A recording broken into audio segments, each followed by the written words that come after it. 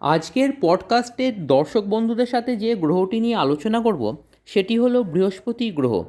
আমরা জানি অ্যাস্ট্রোলজিতে বৃহস্পতি গ্রহকে দেবগুরু বলা হয়ে থাকে এবং এই বৃহস্পতি গ্রহ হলো ধনু আর মীন রাশির অধিপতি গ্রহ। কর্কট রাশিতে বৃহস্পতি গ্রহ তুঙ্গভাবে থাকে এবং মকর রাশিতে নিচস্থভাবে থাকে। কারোর জন্ম ছকে বৃহস্পতি গ্রহ যদি শুভভাবে থাকে, দেখা গেছে সেই জাতক প্রভূত অর্থের মালিক হয়ে থাকে। বৃহস্পতি গ্রহ হল প্রকৃত জ্ঞানদাতা।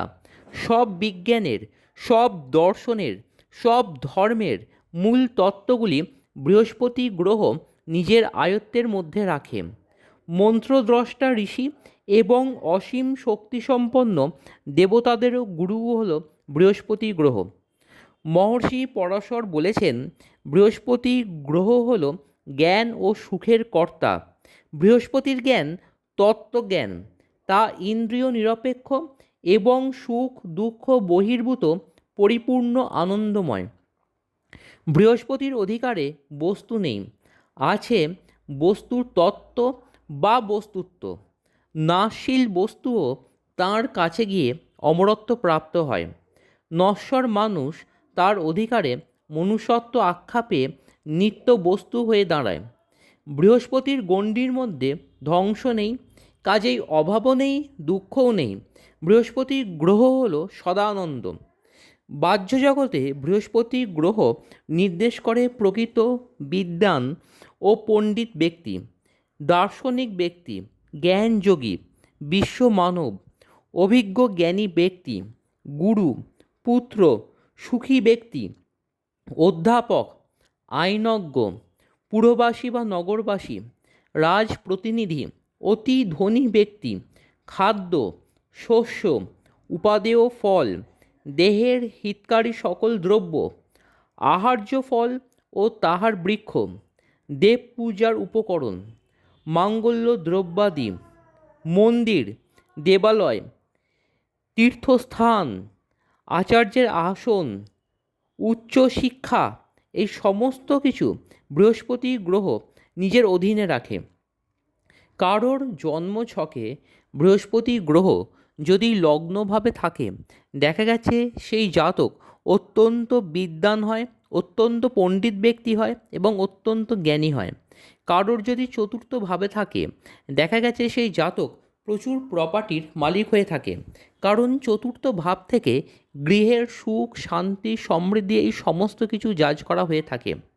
কারোর যদি সপ্তমভাবে শুভ বৃহস্পতি থাকে, দেখা গেছে সেই জাতকের স্ত্রীর জন্য তার উন্নতি হচ্ছে, তার স্ত্রী ভাগ্যে তার উন্নতি হচ্ছে।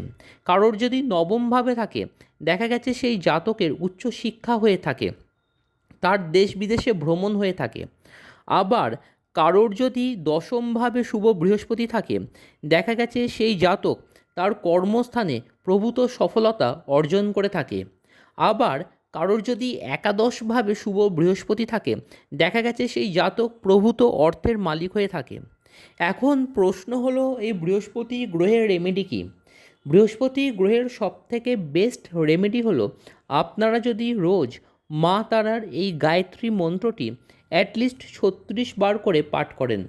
মা তারার কোনো ছবির সামনে একটি ঘিয়ের প্রদীপ জ্বালিয়ে এই গায়ত্রী মন্ত্রটি 36 বার করে করবেন। মন্ত্রটি হল ওং তারাওই বিদ্মহে মহগ্রাওই ধীমহি তন্ন দেবী প্রচোদয়াৎ ওং। আবার রিপিট করছি, ওং তারাওই বিদ্মহে মহগ্রাওই ধীমহি তন্ন দেবী প্রচোদয়াৎ ওং। এই গায়ত্রী মন্ত্রটি করলে বৃহস্পতি গ্রহের যত নেগেটিভ এফেক্ট সেটা সম্পূর্ণরূপে কমে যায়। আরও দুটো রেমেডি আমি আপনাদের সাথে শেয়ার করছি। একটি হলো, পাঁচমুখী রুদ্রাক্ষ ধারণ করলেও বৃহস্পতি গ্রহের যথেষ্ট শুভ ফল হয়ে থাকে। আর এটা সবাই জানে যে পিতপোকরাজে বৃহস্পতি গ্রহের কাজ খুবই ভালো হয়, কিন্তু সবাইকার পক্ষে তো পিতপোকরাজ কেনা সম্ভব নয় বা পারচেস করাও সম্ভব নয়, কারণ পিতপোকরাজ অত্যন্ত কস্টলি একটি জেমস্টোন। সব থেকে ভালো হয় তার সাবস্টিটিউট জেমস্টোন আপনারা গোল্ডেন টোপাজে ধারণ করতে পারেন, তর্জনীতে ধারণ করতে পারেন, তাতেও বৃহস্পতি গ্রহের কিন্তু যথেষ্ট শুভ ফল হয়ে থাকে। দেখা হচ্ছে আপনাদের সাথে পরের পডকাস্টে। দেখতে থাকুন আপনাদের প্রিয় চ্যানেল মহাবিষ্ণু। ধন্যবাদ।